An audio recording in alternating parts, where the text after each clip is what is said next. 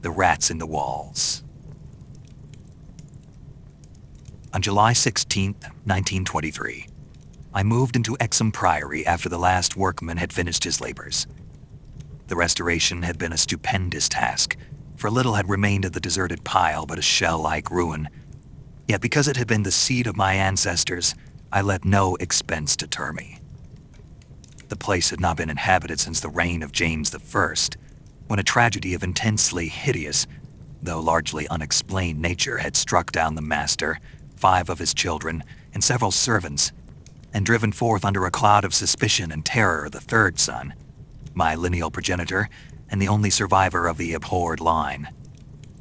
With this sole heir denounced as a murderer, the estate had reverted to the crown, nor had the accused man made any attempt to exculpate himself or regain his property. Shaken by some horror greater than that of conscience or the law, and expressing only a frantic wish to exclude the ancient edifice from his sight and memory, Walter de la Poer, 11th Baron Exham, fled to Virginia, and there founded the family which by the next century had become known as de la Poer. Exham Priory had remained untenanted, though later allotted to the estates of the Norreys family and much studied because of its peculiarly composite architecture, an architecture involving Gothic towers resting on a Saxon or Romanesque substructure, whose foundation in turn was of a still earlier order or blend of orders, Roman and even Druidic or native Cymric if legends speak truly. This foundation was a very singular thing, being merged on one side with the solid limestone of the precipice, from whose brink the priory overlooked a desolate valley 3 miles west of the village of Anchester. Architects and antiquarians loved to examine this strange relic of forgotten centuries, but the country folk hated it. They had hated it hundreds of years before when my ancestors lived there, and they hated it now, with the moss and mold of abandonment on it. I had not been a day in Anchester before I knew I came of an accursed house, and this week workmen have blown up Exham Priory, and are busy obliterating the traces of its foundations. The bare statistics of my ancestry I had always known, together with the fact that my first American forebear had come to the colonies under a strange cloud. Of details, however, I had been kept wholly ignorant through the policy of reticence, always maintained by the de la Poers. Unlike our planter neighbors, we seldom boasted of crusading ancestors or other medieval and Renaissance heroes, nor was any kind of tradition handed down, except what may have been recorded in the sealed envelope left before the Civil War by every squire to his eldest son for posthumous opening. The glories we cherished were those achieved since the migration, the glories of a proud and honorable, if somewhat reserved and unsocial Virginia line. During the war, our fortunes were extinguished, and our whole existence changed by the burning of Carfax, our home on the banks of the James. My grandfather, advanced in years, had perished in that incendiary outrage, and with him, the envelope that had bound us all to the past. I can recall that fire today, as I saw it then at the age of 7. But the Federal soldiers shouting, the women screaming, and the Negroes howling and praying. My father was in the army, defending Richmond, and after many formalities, my mother and I were passed through the lines to join him. When the war ended, we all moved north, whence my mother had come, and I grew to manhood, middle age, and ultimate wealth as a stolid Yankee. Neither my father nor I ever knew what our hereditary envelope had contained, and as I merged into the grayness of Massachusetts business life, I lost all interest in the mysteries which evidently lurked far back in my family tree. Had I suspected their nature, how gladly I would have left Exham Priory to its moss, bats, and cobwebs. My father died in 1904, but without any message to leave to me, or to my only child, Alfred, a motherless boy of 10.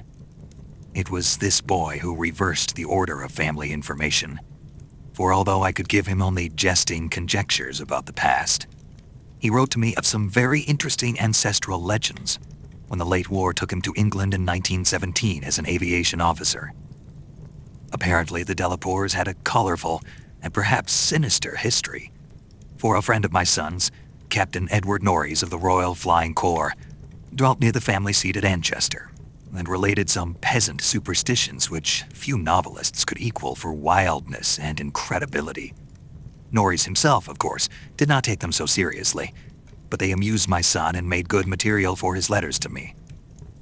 It was this legendary which definitely turned my attention to my transatlantic heritage and made me resolve to purchase and restore the family seat which Norrie showed to Alfred in its picturesque desertion, and offered to get for him at a surprisingly reasonable figure, since his own uncle was the present owner. I bought Exham Priory in 1918, but was immediately distracted from my plans of restoration by the return of my son as a maimed invalid. During the 2 years that he lived, I thought of nothing but his care, having even placed my business under the direction of partners. In 1921, as I found myself bereaved and aimless, a retired manufacturer no longer young, I resolved to divert my remaining years with my new possession. Visiting Anchester in December, I was entertained by Captain Norreys, a plump, amiable young man who had thought much of my son, and secured his assistance in gathering plans and anecdotes to guide in the coming restoration. Exham Priory itself I saw without emotion. A jumble of tottering medieval ruins, covered with lichens and honeycombed with rooks' nests, perched perilously upon a precipice, and denuded of floors or other interior features save the stone walls of the separate towers. As I gradually recovered the image of the edifice as it had been when my ancestors left it over 3 centuries before, I began to hire workmen for the reconstruction. In every case, I was forced to go outside the immediate locality, for the Anchester villagers had an almost unbelievable fear and hatred of the place. This sentiment was so great that it was sometimes communicated to the outside laborers, causing numerous desertions, whilst its scope appeared to include both the priory and its ancient family. My son had told me that he was somewhat avoided during his visits because he was a de la Poor, and I now found myself subtly ostracized for a like reason, until I convinced the peasants how little I knew of my heritage. Even then they sullenly disliked me, so that I had to collect most of the village traditions through the mediation of Norreys. What the people could not forgive, perhaps, was that I had come to restore a symbol so abhorrent to them, for, rationally or not, they viewed Exham Priory as nothing less than a haunt of fiends and werewolves. Piecing together the tales which Norreys collected for me, and supplanting them with the accounts of several savants who had studied the ruins, I deduced that Exham Priory stood on the site of a prehistoric temple, a druidical or anti-druidical thing, which must have been contemporary with Stonehenge.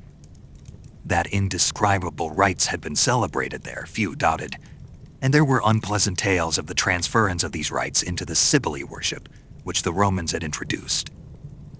Inscriptions still visible in the subcellar bore such unmistakable letters as Div, Ops, Magna Mat, sign of the Magna Mater, whose dark worship was once vainly forbidden to Roman citizens. Anchester had been the camp of the 3rd Augustan Legion, as many remains attest, and it was said that the Temple of Sibylle was splendid and thronged with worshippers who performed nameless ceremonies at the bidding of a Phrygian priest. Tales added that the fall of the old religion did not end the orgies at the temple, but that the priests lived on in the new faith without real change. Likewise was it said that the rites did not vanish with the Roman power, and that certain among the Saxons added to what remained of the temple, and gave it the essential outline it subsequently preserved, making it the center of a cult feared through half the heptarchy. About AD 1000, the place is mentioned in a chronicle as being a substantial stone priory housing a strange, powerful monastic order, and surrounded by extensive gardens which needed no walls to exclude a frightened populace. It was never destroyed by the Danes, though after the Norman conquest it must have declined tremendously, since there was no impediment when Henry III granted the site to my ancestor, Gilbert de la Poer, 1st Baron Exham, in 1261. Of my family before this date there is no evil report, but something strange must have happened then. In one chronicle, there is a reference to a de la Poer as cursed of God in 1307, whilst village legendary had nothing but evil and frantic fear to tell of the castle that went up on the foundations of the old temple and priory. The fireside tales were of the most grisly description, all the ghastlier because of their frightened reticence and cloudy evasiveness. They represented my ancestors as a race of hereditary demons, beside whom Gilles de Rais and the Marquis de Sade would seem the veriest tyros, and hinted whisperingly at their responsibility for the occasional disappearances of villagers through several generations. The worst characters, apparently, were the barons and their direct heirs. At least, most was whispered about these. If of healthier inclinations, it was said, an heir would early and mysteriously die to make room for another, more typical scion. There seemed to be an inner cult in the family, presided over by the head of the house, and sometimes closed except to a few members. Temperament, rather than ancestry, was evidently the basis of this cult, for it was entered by several who married into the family. Lady Margaret Trevor from Cornwall, wife of Godfrey, the second son of the 5th Baron, became a favorite bane of children all over the countryside, and the demon heroine of a particularly horrible old ballad, not yet extinct near the Welsh border. Preserved in balladry too, though not illustrating the same point, is the hideous tale of Lady Mary de la Poer, who shortly after her marriage to the Earl of Shrewsfield was killed by him and his mother, both of the slayers being absolved and blessed by the priest to whom they confessed what they dared not repeat to the world. These myths and ballads, typical as they were of crude superstition, repelled me greatly. Their persistence and their application to so long a line of my ancestors were especially annoying, whilst the imputations of monstrous habits proved unpleasantly reminiscent of the one known scandal of my immediate forebears, the case of my cousin, young Randolph Delapour of Carfax, who went among the Negroes and became a voodoo priest after he returned from the Mexican War. I was much less disturbed by the vaguer tales of wails and howlings in the barren, wind-swept valley beneath the limestone cliff, of the graveyard stenches after the spring rains, of the floundering, squealing white thing on which Sir John Clave's horse had trod one night in a lonely field, and of the servant who had gone mad at what he saw in the priory in the full light of day. These things were hackneyed, spectral lore, and I was at that time a pronounced skeptic. The accounts of vanished peasants were less to be dismissed, though not especially significant in view of medieval custom. Prying curiosity meant death, and more than one severed head had been publicly shown on the bastions, now effaced, around Exham Priory.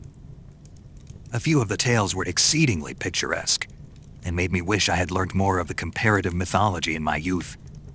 There was, for instance, the belief that a legion of bat-winged devils kept witches' Sabbath each night at the priory, a legion whose sustenance might explain the disproportionate abundance of coarse vegetables harvested in the vast gardens. And most vivid of all, there was the dramatic epic of the rats, the scampering army of obscene vermin which had burst forth from the castle 3 months after the tragedy that doomed it to desertion. The lean, filthy, ravenous army which had swept all before it and devoured fowl, cats, dogs, hogs, sheep, and even 2 hapless human beings before its fury was spent.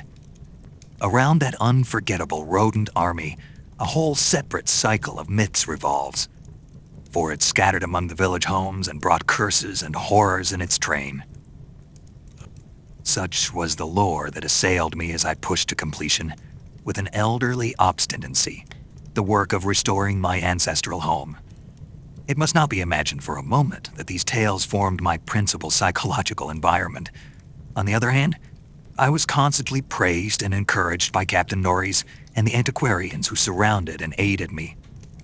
When the task was done, over 2 years after its commencement, I viewed the great rooms, wainscoted walls, vaulted ceilings, mullioned windows, and broad staircases with a pride which fully compensated for the prodigious expense of the restoration. Every attribute of the Middle Ages was cunningly reproduced, and new parts blended perfectly with the original walls and foundations. The seat of my fathers was complete, and I looked forward to redeeming at last the local fame of the line which ended in me. I would reside here permanently and prove that a de la Poor, for I had adopted again the original spelling of the name, need not be a fiend.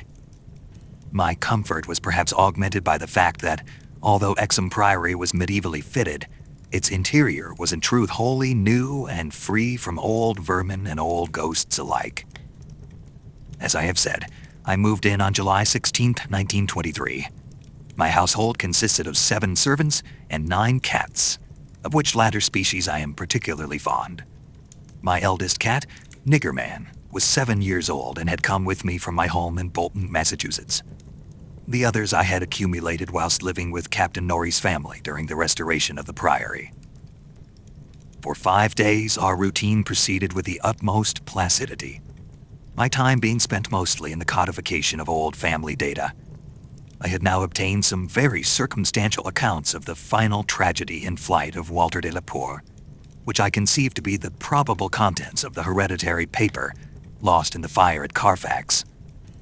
It appeared that my ancestor was accused with much reason of having killed all the other members of his household, except 4 servant confederates, in their sleep, about 2 weeks after a shocking discovery which changed his whole demeanor, but which, except by implication, he disclosed to no one, save perhaps the servants who assisted him, and afterwards fled beyond reach. This deliberate slaughter, which included a father, 3 brothers, and 2 sisters, was largely condoned by the villagers, and so slackly treated by the law that its perpetrator escaped honored, unharmed, and undisguised to Virginia, the general whispered sentiment being that he had purged the land of immemorial curse. What discovery had prompted an act so terrible, I could scarcely even conjecture. Walter de la Poor must have known for years the sinister tales about his family, so that this material could have given him no fresh impulse. Had he, then, witnessed some appalling ancient rite, or stumbled upon some frightful and revealing symbol in the priory or its vicinity? He was reputed to have been a shy, gentle youth in England. In Virginia, he seemed not so much hard or bitter as harassed and apprehensive. He was spoken of in the diary of another gentleman adventurer, Francis Harley of Bellevue, as a man of unexampled justice, honor, and delicacy. On July 22nd occurred the first incident, which, though lightly dismissed at the time, takes on a preternatural significance in relation to later events. It was so simple as to be almost negligible, and could not possibly have been noticed under the circumstances, for it must be recalled that since I was in a building practically fresh and new except for the walls, and surrounded by a well-balanced staff of servitors, apprehension would have been absurd, despite the locality. What I afterward remembered is merely this, that my old black cat, whose moods I know so well, was undoubtedly alert and anxious to an extent wholly out of keeping with his natural character. He roved from room to room, restless and disturbed, and sniffed constantly about the walls which formed part of the Gothic structure. I realize how trite this sounds, like the inevitable dog in the ghost story, which always growls before his master sees the sheeted figure. Yet I cannot consistently suppress it. The following day, a servant complained of restlessness among all the cats in the house. He came to me in my study, a lofty west room on the 2nd story with groined arches, black oak paneling, and a triple Gothic window overlooking the limestone cliff and desolate valley. And even as he spoke, I saw the jetty form of Niggerman creeping along the west wall and scratching at the new panels which overlaid the ancient stone. I told the man there must be some singular odor or emanation from the old stonework, imperceptible to human senses, but affecting the delicate organs of cats even through the new woodwork. This I truly believed, and when the fellow suggested the presence of mice or rats, I mentioned that there had been no rats there for 300 years, and that even the field mice of the surrounding country could hardly be found in these high walls, where they had never been known to stray. That afternoon I called on Captain Norrie's, and he assured me that it would be quite incredible for field mice to infest the priory in such a sudden and unprecedented fashion.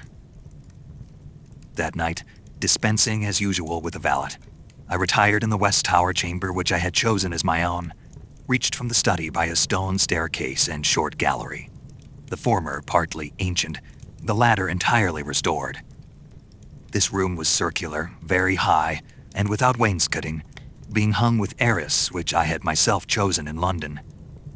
Seeing that Niggerman was with me, I shut the heavy Gothic door and retired by the light of the electric bulbs, which so cleverly counterfeited candles, finally switching off the light and sinking on the carved and canopied four-poster, with the venerable cat in his accustomed place across my feet. I did not draw the curtains, but gazed out at the narrow north window which I faced. There was a suspicion of aurora in the sky, and the delicate traceries of the window were pleasantly silhouetted. At some time I must have fallen quietly asleep, for I recall a distinct sense of leaving strange dreams, when the cat started violently from his placid position. I saw him in the faint auroral glow, head strained forward, 4 feet on my ankles, and hind feet stretched behind. He was looking intensely at a point on the wall, somewhat west of the window, a point which to my eye had nothing to mark it, but towards which all my attention was now directed. And as I watched, I knew that Niggerman was not vainly excited. Whether the arras actually moved, I cannot say. I think it did, very slightly. But what I can swear to is that behind it, I heard a low, distinct scurrying, as of rats or mice. In a moment, the cat had jumped bodily on the screening tapestry, bringing the affected section to the floor with his weight, and exposing a damp, ancient wall of stone, patched here and there by the restorers, and devoid of any trace of rodent prowlers.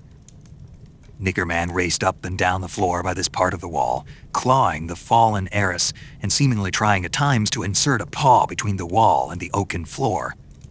He found nothing, and after a time returned wearily to his place across my feet. I had not moved, but I did not sleep again that night. In the morning I questioned all the servants, and found that none of them had noticed anything unusual, save that the cook remembered the actions of a cat which had rested on her windowsill. This cat had howled at some unknown hour of the night, awaking the cook in time for her to see him dart purposefully out of the open door and down the stairs. I drowsed away the noontime, and in the afternoon called again on Captain Norreys, who became exceedingly interested in what I told him. The odd incidents, so slight yet so curious, appealed to his sense of the picturesque, and elicited from him a number of reminiscences of local ghostly lore. We were genuinely perplexed at the presence of rats, and Norreys lent me some traps in Paris Green, which I had the servants place in strategic localities when I returned. I retired early, being very sleepy, but was harassed by dreams of the most horrible sort. I seemed to be looking down from an immense height upon a twilit grotto, knee-deep with filth, where a white-bearded demon swineherd drove about with his staff a flock of fungus, flabby beasts, whose appearance filled me with unutterable loathing. Then, as the swineherd paused and nodded over his task, a mighty swarm of rats rained down on the stinking abyss and fell to devouring beasts and man alike. From this terrific vision, I was abruptly awakened by the motions of Niggerman, who had been sleeping as usual across my feet. This time I did not have to question the source of his snarls and hisses, and of the fear which made him sink his claws into my ankle, unconscious of their effect. For on every side of the chamber the walls were alive with nauseous sound, the verminous slithering of ravenous, gigantic rats. There was now no aurora to show the state of the arras, the fallen section of which had been replaced, but I was not too frightened to switch on the light. As the bulbs leapt into radiance, I saw a hideous shaking all over the tapestry, causing the somewhat peculiar designs to execute a singular dance of death. This motion disappeared almost at once, and the sound with it. Springing out of bed, I poked at the arras with the long handle of a warming pan that rested near, and lifted one section to see what lay beneath. There was nothing but the patched stone wall, and even the cat had lost his tense realization of abnormal presences.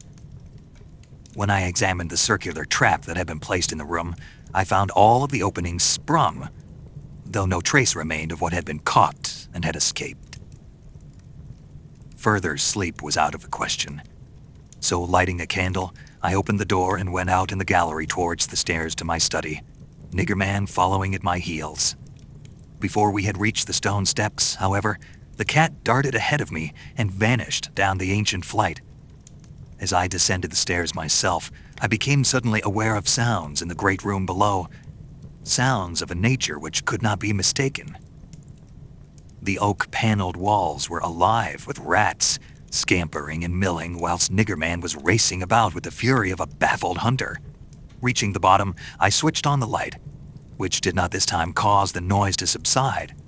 The rats continued their riot, stampeding with such force and distinctness that I could finally assign to their motions a definite direction. These creatures, in numbers apparently inexhaustible, were engaged in one stupendous migration from inconceivable heights to some depth conceivably or inconceivably below. I now heard steps in the corridor, and in another moment 2 servants pushed open the massive door. They were searching the house for some unknown source of disturbance which had thrown all the cats into a snarling panic and caused them to plunge precipitately down several flights of stairs and squat, yowling, before the closed door to the sub-cellar.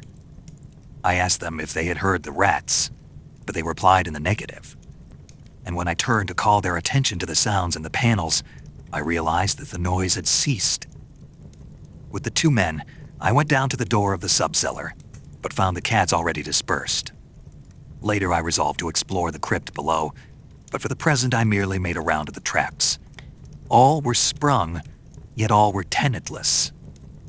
Satisfying myself that no one had heard the rats save the felines and me, I sat in my study till morning, thinking profoundly and recalling every scrap of legend I had unearthed concerning the building I inhabited. I slept some in the forenoon, leaning back in the one comfortable library chair, which my medieval plan of furnishing could not banish. Later, I telephoned to Captain Norris, who came over and helped me explore the sub-cellar. Absolutely nothing untoward was found, although we could not repress a thrill at the knowledge that this vault was built by Roman hands.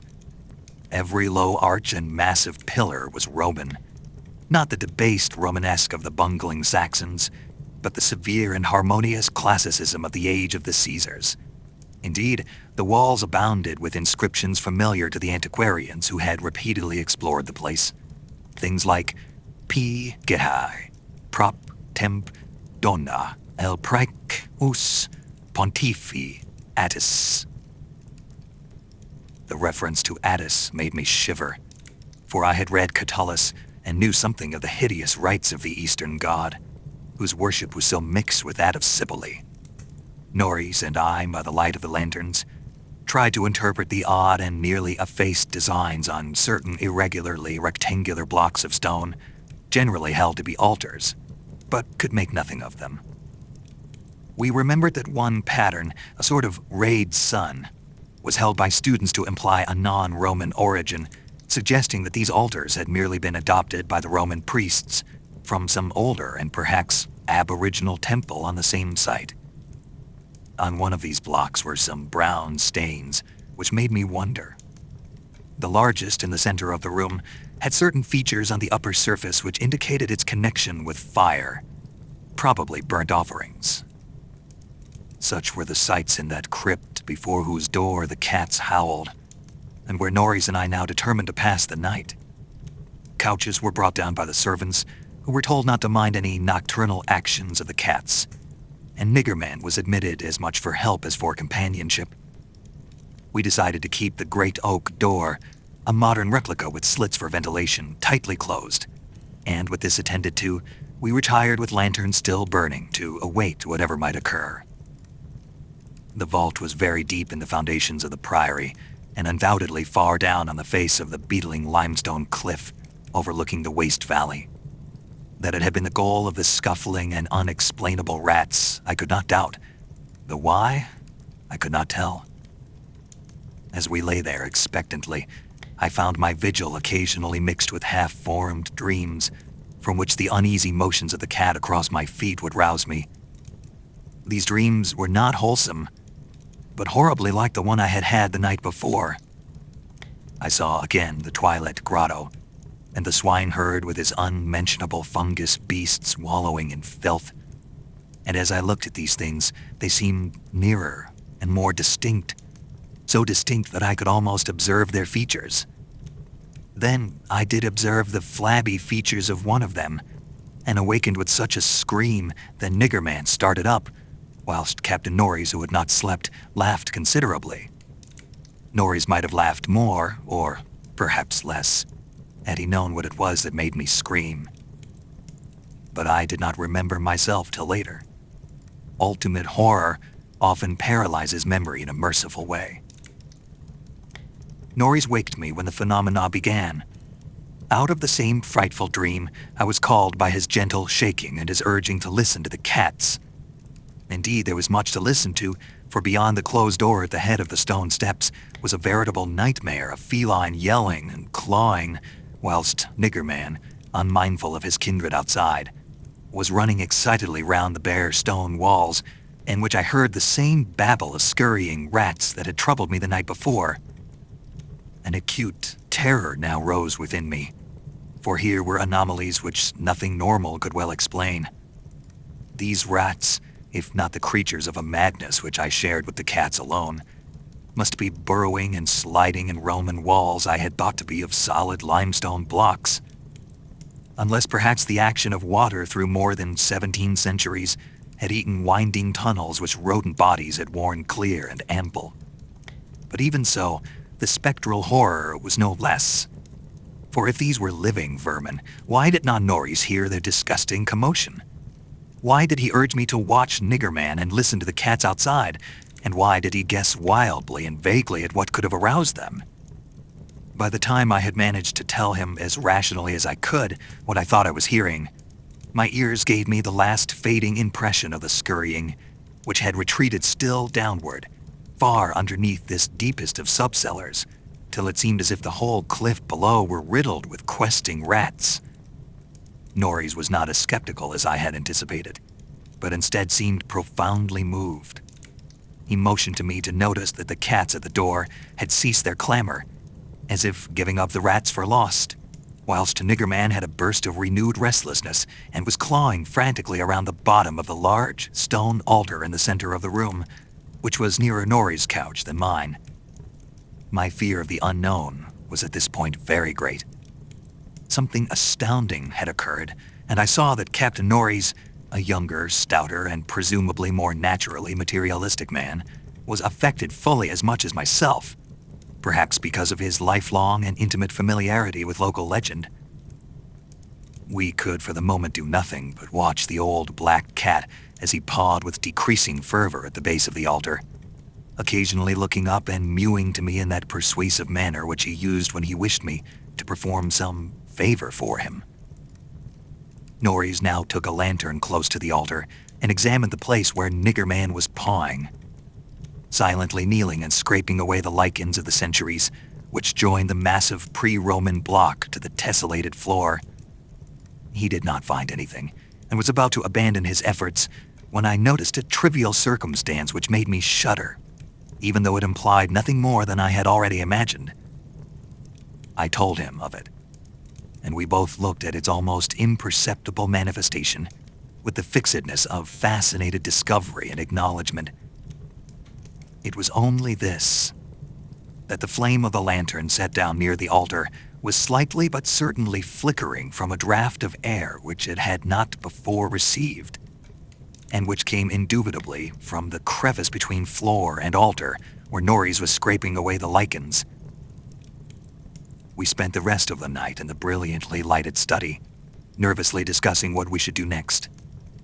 The discovery that some vault deeper than the deepest known masonry of the Romans underlay this accursed pile, some vault unsuspected by the curious antiquarians of 3 centuries, would have been sufficient to excite us without any background of the sinister. As it was, the fascination became twofold, and we paused in doubt whether to abandon our search and quit the priory forever in superstitious caution, or to gratify our sense of adventure and brave whatever horrors might await us in the unknown depths.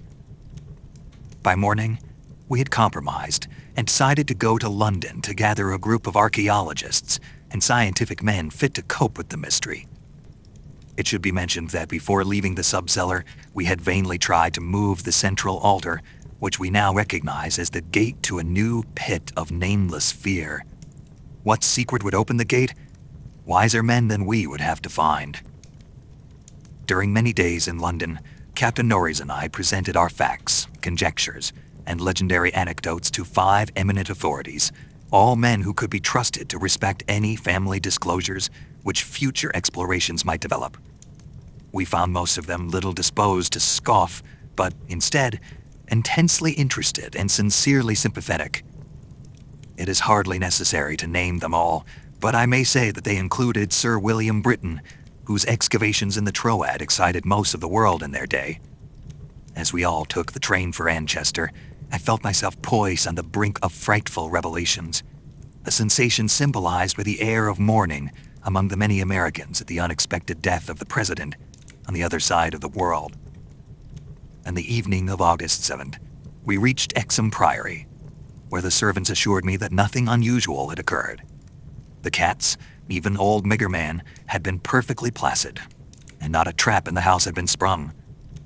We were to begin exploring on the following day, awaiting which I assigned well-appointed rooms to all my guests. I myself retired in my own tower chamber, with Niggerman across my feet. Sleep came quickly, but hideous dreams assailed me. There was a vision of a Roman feast like that of Trimalchio, with a horror in a covered platter. Then came that damnable, recurrent thing about the swineherd and his filthy drove in the twilit grotto. Yet when I awoke it was full daylight, with normal sounds in the house below. The rats, living or spectral, had not troubled me, and Niggerman was still quietly asleep. On going down, I found that the same tranquility had prevailed elsewhere, a condition which one of the assembled savants, a fellow named Thornton, devoted to the psychic, rather absurdly laid to the fact that I had now been shown the thing which certain forces had wished to show me. All was now ready, and at 11 a.m., our entire group of 7 men, bearing powerful electric searchlights and implements of excavation, went down to the subcellar and bolted the door behind us. Niggerman was with us, for the investigators found no occasion to despise his excitability, and were indeed anxious that he be present in case of obscure rodent manifestations.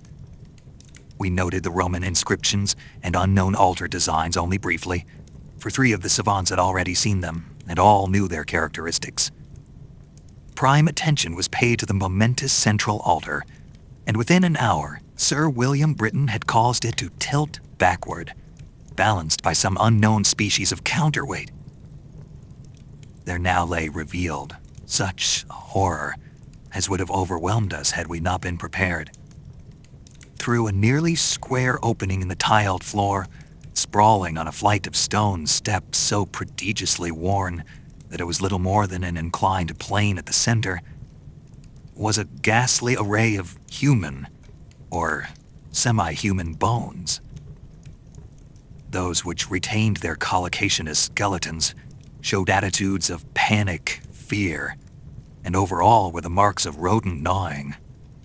The skulls denoted nothing short of utter idiocy, cretinism, or primitive semi-apedom.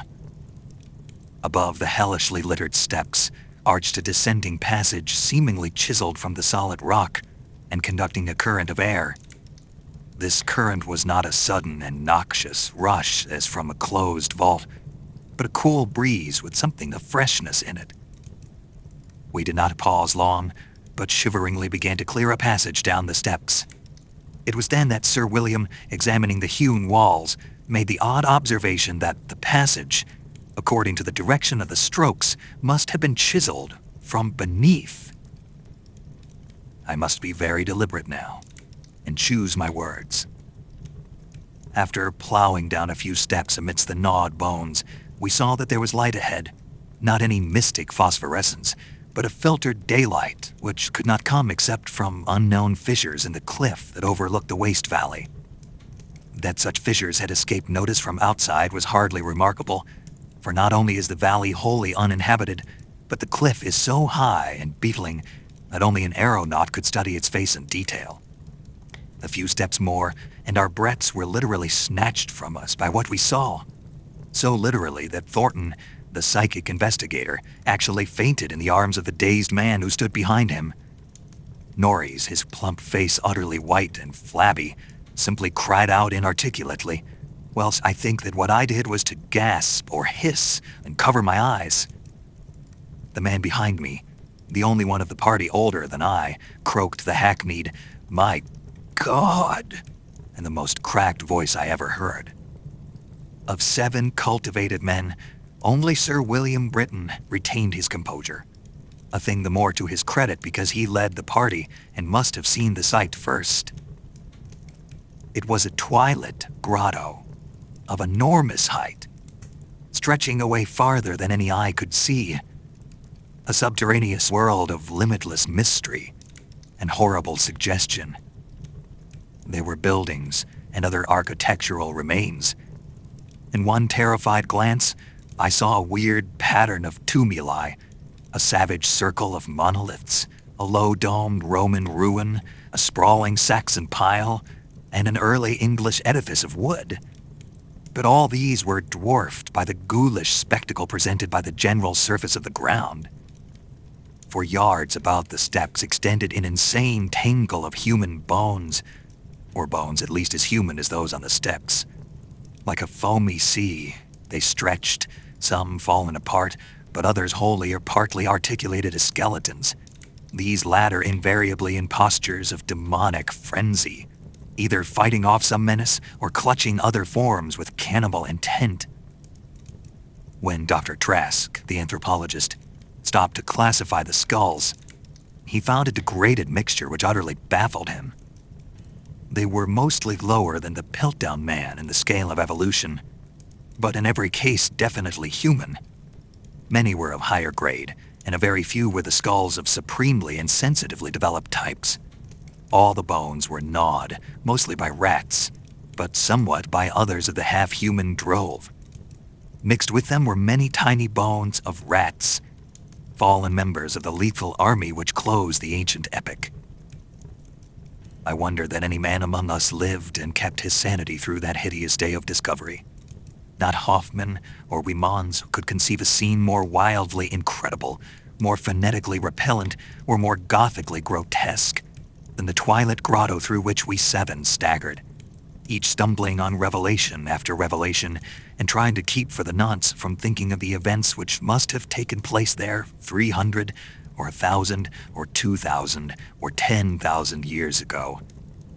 It was the antechamber of hell, and poor Thornton fainted again when Trask told him that some of the skeleton things must have descended as quadrupeds through the last 20 or more generations. Horror piled on horror as we began to interpret the architectural remains. The quadruped things, with their occasional recruits from the biped class, had been kept in stone pens, out of which they must have broken in their last delirium of hunger or rat fear. There had been great herds of them, evidently fattened on the coarse vegetables whose remains could be found as a sort of poisonous ensilade at the bottom of huge stone bins, older than Rome. I knew now why my ancestors had had such excessive gardens. Would to heaven I could forget. The purpose of the herds I did not have to ask. Sir William, standing with his searchlight in the Roman ruin, translated aloud the most shocking ritual I have ever known, and told of the diet of the antediluvian cult which the priests of Cybele found and mingled with their own. Norris, used as he was to the trenches, could not walk straight when he came out of the English building. It was a butcher shop and kitchen. He had expected that. But it was too much to see familiar English implements in such a place, and to read familiar English graffiti there, some as recent as 1610. I could not go in that building whose demon activities were stopped only by the dagger of my ancestor, Walter de la Poer. What I did venture to enter was the low Saxon building whose oaken door had fallen, and there I found a terrible row of 10 stone cells with rusty bars. 3 had tenets, all skeletons of high grade, and on the bony forefinger of one, I found a seal ring with my own coat of arms. Sir William found a vault with far older cells below the Roman chapel, but these cells were empty.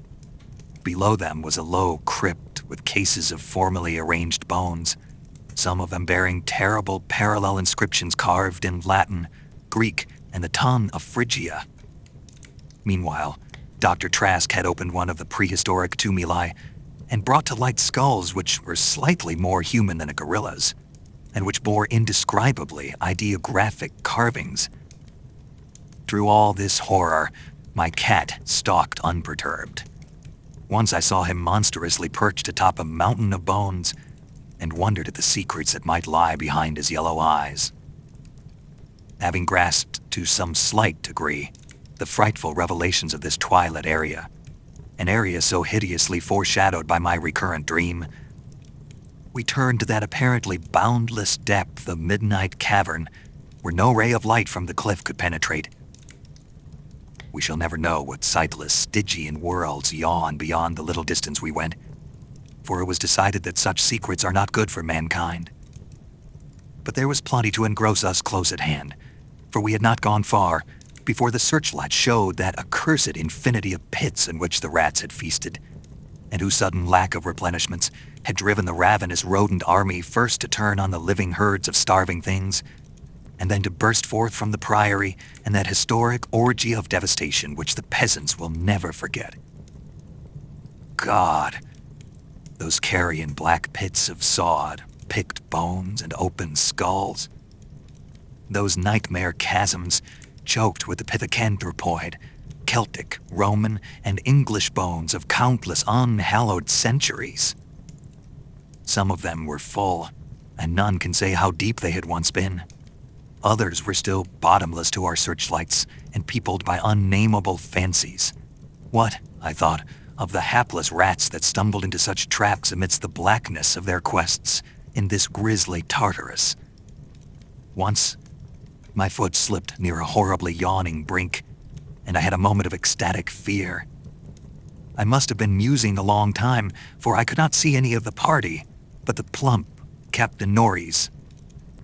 Then there came a sound from that inky, boundless farther distance that I thought I knew, and I saw my old black cat dart past me like the winged Egyptian god, straight into the illimitable gulf of the unknown. But I was not far behind, for there was no doubt after another second. It was the eldritch scurrying of those fiend-born rats, always questing for new horrors, and determined to lead me on even unto those grinning caverns of Earth's center, where Nyarlathotep, the mad, faceless god, howls blindly in the darkness to the piping of two amorphous idiot flute players.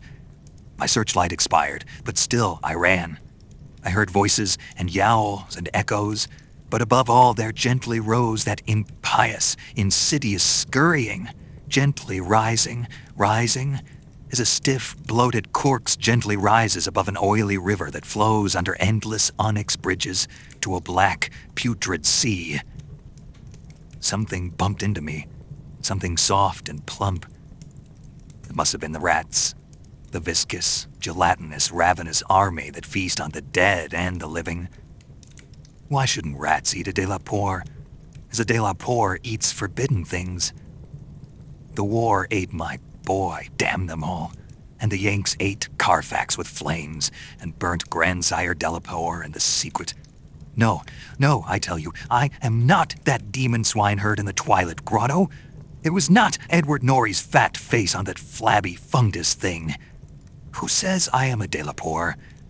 He lived, but my boy died. Shall a Norries hold the lands of a Delapour?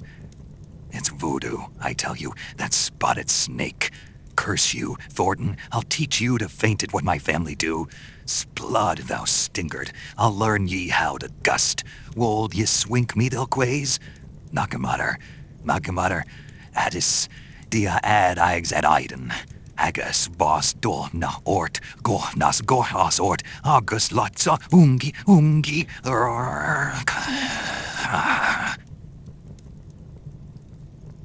That is what they say," I said, when they found me in the blackness after 3 hours. Found me crouching in the blackness over the plump, half-eaten body of Captain Norris, with my own cat leaping and tearing at my throat. Now they have blown up Exham Priory, taken my nigger man away from me, and shut me into this barred room at Hanwell with fearful whispers about my heredity and experience. Thornton is in the next room, but they prevent me from talking to him. They are trying, too, to suppress most of the facts concerning the Priory. When I speak of poor Norris, they accuse me of a hideous thing, but they must know that I did not do it. They must know it was the rats. The slithering, scurrying rats whose scampering will never let me sleep. The demon rats that race behind the padding in this room and beckon me down to greater horrors than I have ever known. The rats they can never hear. The rats in the walls.